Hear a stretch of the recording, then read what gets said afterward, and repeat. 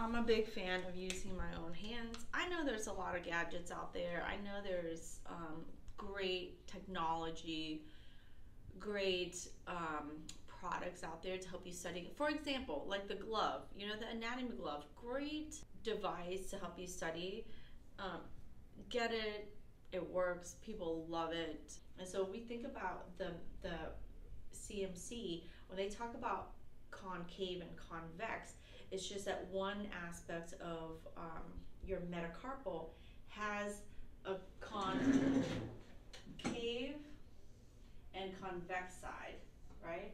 So because your thumb moves in all directions, right? Your thumb goes into flexion extension, it can go into abduction and adduction, and then it has a special ability to go into opposition and reposition, which just means to go back. So if one goes into flexion and then going back is extension, opposition is one direction, and reposition is going out of that opposition position.